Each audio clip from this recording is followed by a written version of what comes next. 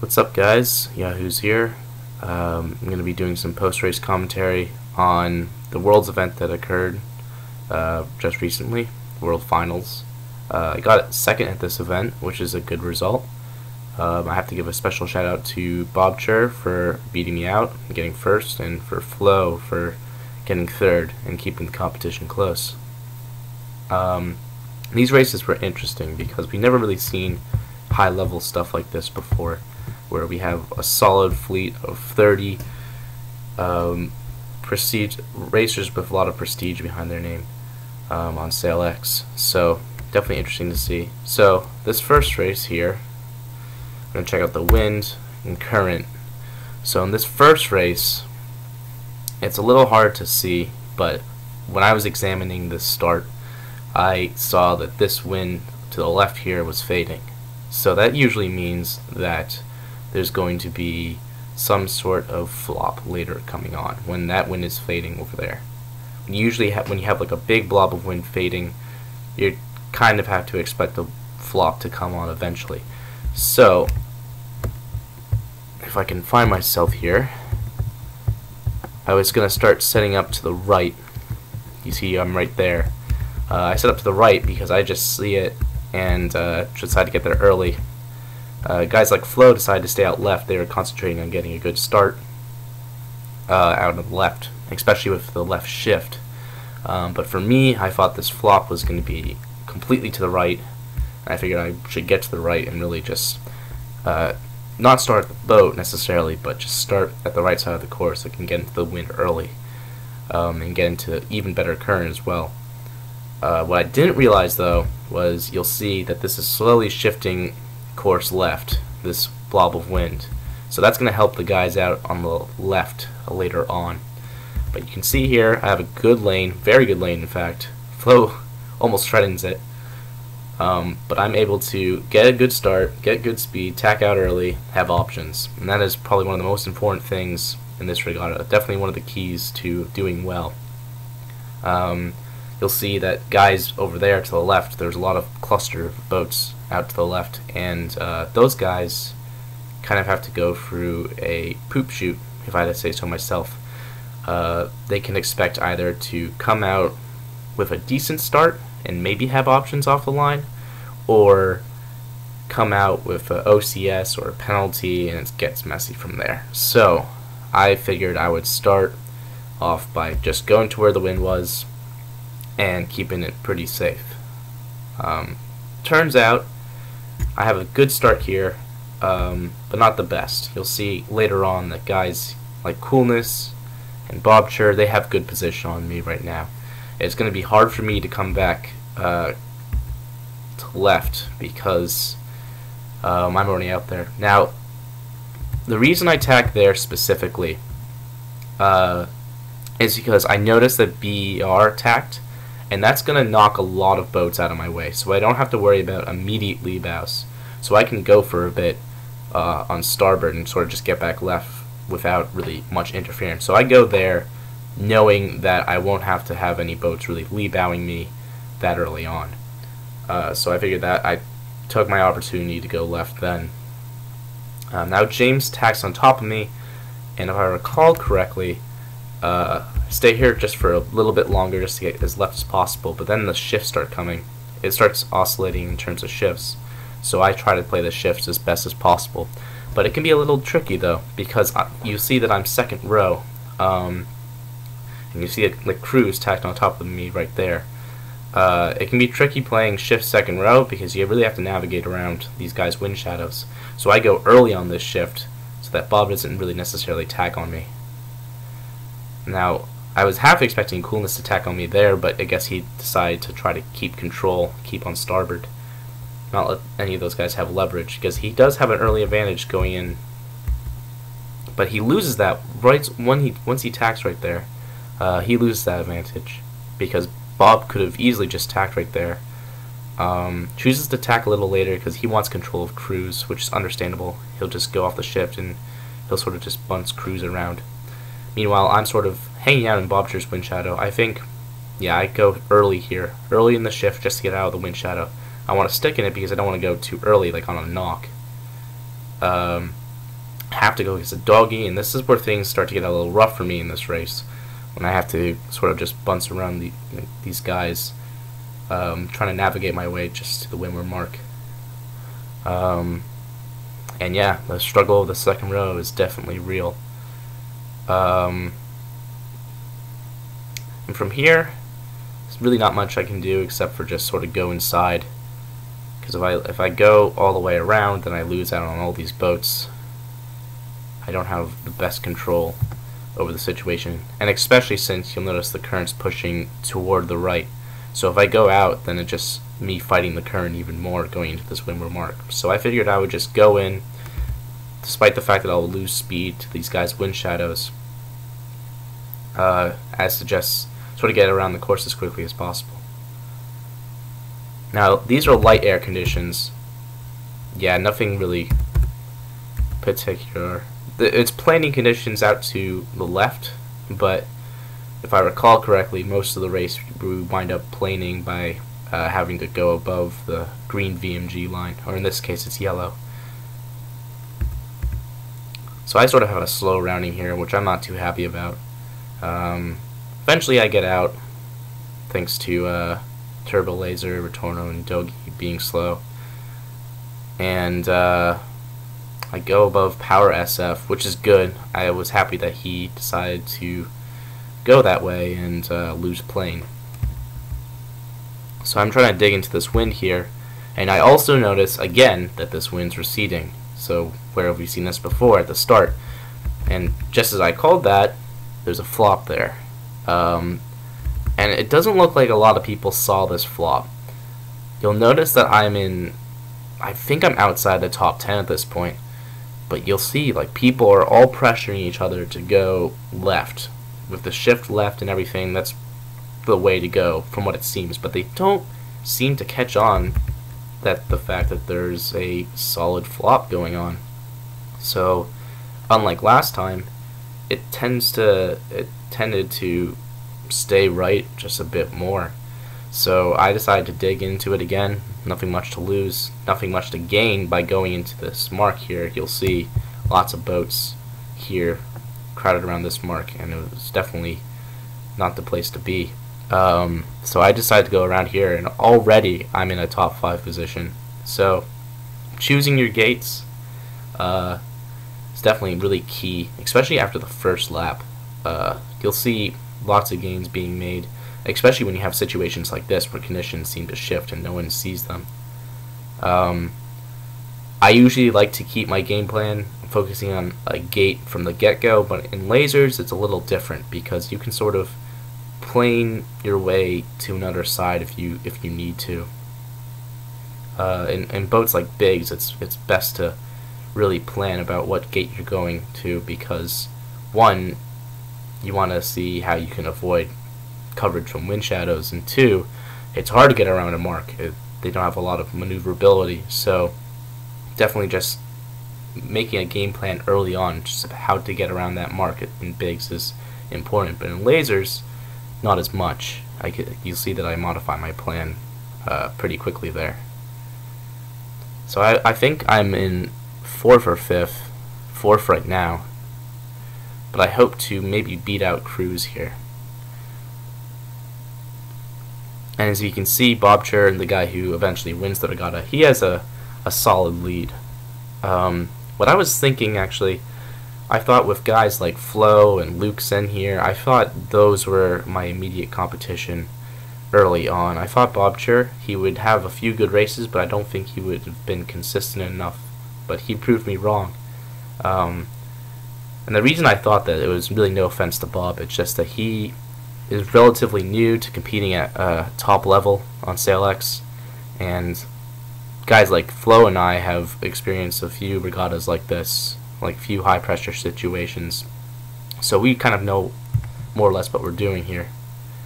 But Bob Chur doesn't have any experience in this sort of situation, so I thought it would be hard for him to get the best results here. But hey, he kept good composure and keep on keeping on as he did. Alright, so around this mark, once again, I think I overlaid a little bit just because, once again, keeping it safe. If I want to be super daring, current was pushing right, I could have underlaid a little bit, maybe to save a little bit of extra distance, but in light air it would have been a little bit risque, to say the least. Now here's an important thing that comes up right here. You'll see that I'm in 4th. VER has to jibe away in order to really get something good planing. But you'll see that Illuminati's behind me, and he is planning on sort of just covering me. I kind of know this, but I think at this point right here, I think I have extended enough with this jibe. I think I will have been able to cross him or do something, but he decides to stay on starboard or something. On my screen he was starboard, so I had to just sort of go around him, which was not fun at all. You'll see that I get a little frustrated here. If he wanted to really gain some places, he would have just jibed, went 135 immediately, as to not lose out to BER and still cover me. He probably could have gone 4th this race, but instead he kind of cost us both a place, which is really not a smart move to do. So I finished 5th, and at this point I'm like, okay, it's a good result, especially in this kind of regatta. A lot of the good guys were out back, so I thought that I was doing well, but if I wanted to win the regatta, I had to do a little better. So in the video posted on YouTube of the replay, you'll see me say, oh, I want to drop the 5th. And I kind of did want to drop the 5th, but it was more a mentality thing. I wanted to go into the next race saying, well, I got 5th, that's a good result, but I can do better because I want to win the regatta. So that was something I wanted to instill in my mind going into this next race, especially with cats. And it's a very volatile environment with cats, as we'll see. Now I'm just going to switch over to this next race here.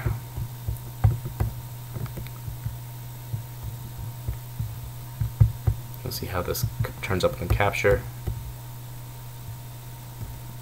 Replay is loading. Okay, so cats, and weird conditions like this. You can see right off the bat that there's a big wind line here, so that tells us one of two things. It's going to be either floppy conditions, or it's going to flop around back and forth for a little bit, and then it will turn into shifty conditions. Sometimes SailX does the weird thing. That was sort of like a pseudo flop. I don't know if any of you guys saw it there. SailX does this weird thing where it will go from being floppy, like let's say one big blurb of wind ends and then one starts. That's being just floppy. But one big blurb of wind can end, and then all of a sudden the shift will oscillate. So it really depends what the server is set up to do for this race. I don't really truly understand it. I just know that flops can occur after this and this happen. The matter of when exactly they occur and how exactly it occurs and how much wind you'll expect is an entirely different story. I haven't figured that part out yet.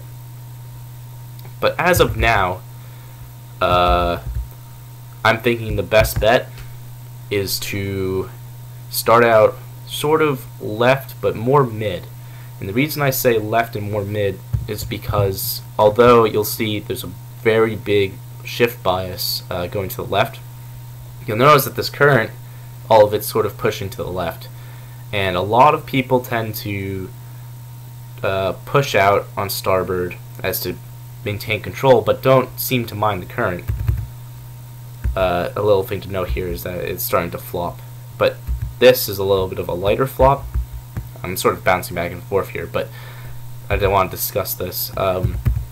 It was a heavy flop before, but now, like, it was maybe like 16 knots before, but now it's like a maximum of like 15. Which is telling me now that the conditions should now stay relatively stable. typically the lighter the wind, the more stable conditions are. That's sort of something I've found out of experience. But for me, just sort of going back to start strategy, I wanted to start mid because with this current pushing left, I didn't want to overlay because people typically don't mind the current in these boats, and that can be very costly. In fact, I fell victim to it, you'll see later in this race, and lost out to a guy who tacked off a little bit earlier. So it's definitely a theme I want to discuss for this race in particular. So a minute to go. I'm setting up a little early because a lot of people set up a little early to begin with last start. But I know there's going to be competition for this pin. So right now I'm just sort of hanging out and just really just letting people meander about.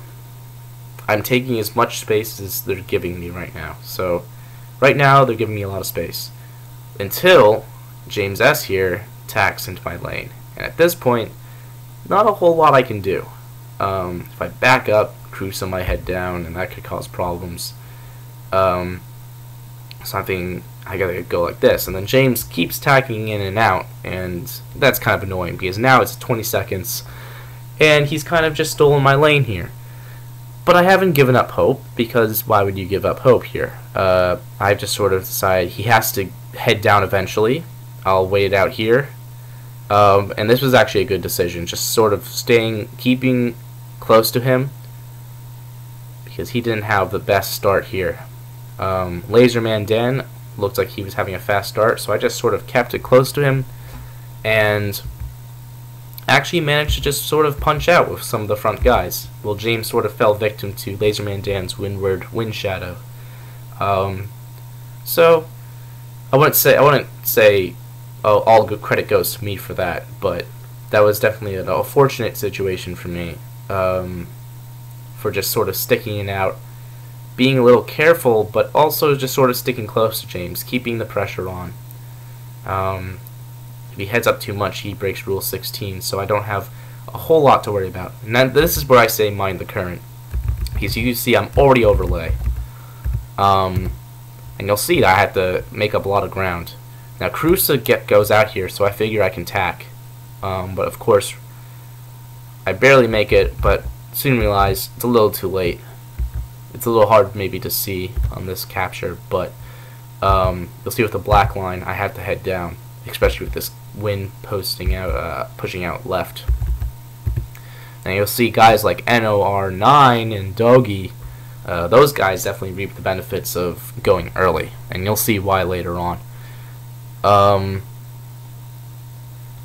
Typically, people like to push out in cats, and that's understandable. If you have a guy who is a pretty conservative sailor and he's controlling the fleet, you're gonna have to expect to, and if you're all the way out left, you're gonna have to expect to duck at some point, because they're gonna push you and your buddies all the way out left overlay until they get to ley line.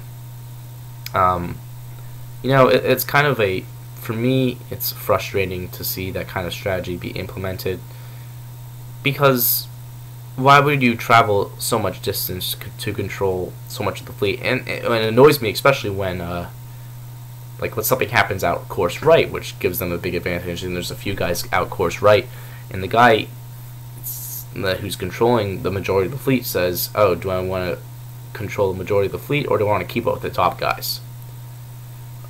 And I feel like in those situations, at least, he gives up an opportunity to keep up with the top guys, and instead decides to get like a top 10 place in a decent sized regatta, maybe 20 boats. I'll just say this, it really doesn't usually work out for the guy who tries to control the fleet, in my experience. So right now, good position here. I know I can tack inside Bobshire. This is just an experience thing. A lot of people would like to duck Bobshire here, but I know it's cats tacking slow, and I can just sort of tack inside them there. So I do that, have a good lead, and I'm happy with that. The next goal, of course, is to get out of the wind shadows. Now, I noticed this flop and I react to it. So I instantly decide, yes, I botched the high set, but I react to it because I want this. I want the left side right now. I'm like, this is coming in. I want the win advantage.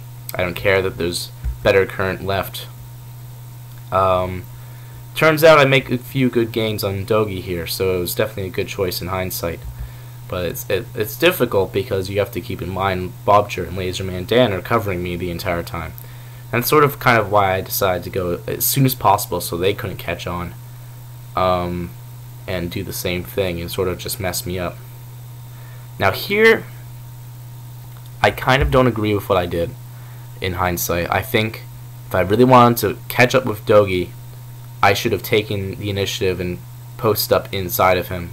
But I think at this point I was satisfied with being in front of Bobcher, so I decided my second place was good for now, and I could capitalize later on the race. Now something interesting happens here.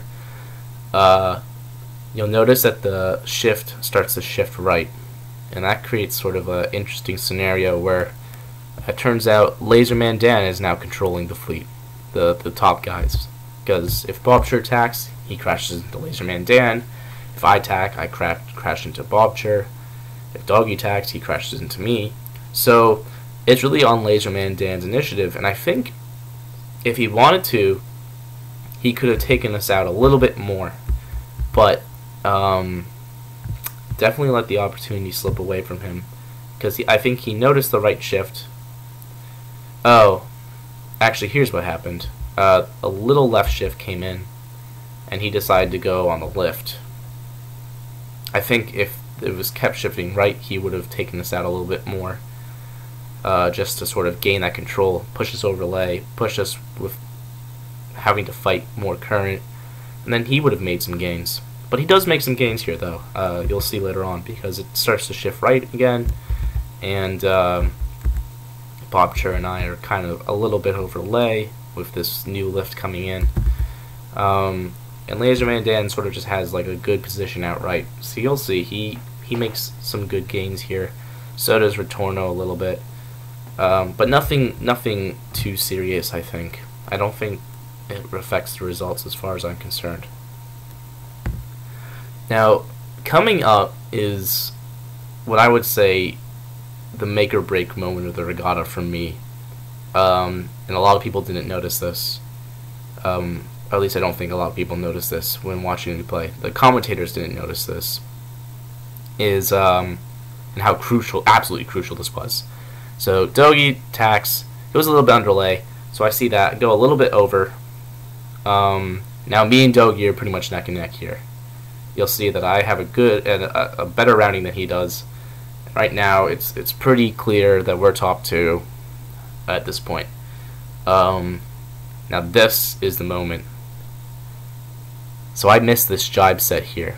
If I did not miss this jibe set and have to go back and do another jibe set, would have been my regatta, I think. Because I would have been more covering Dogi, it would have been more in this win line, and would have gone in the first place. So if going back to count back with Bobcher, I would have had a 1-2, he would have had a 1-3, and my start strategy that I implemented at the fifth race would have worked.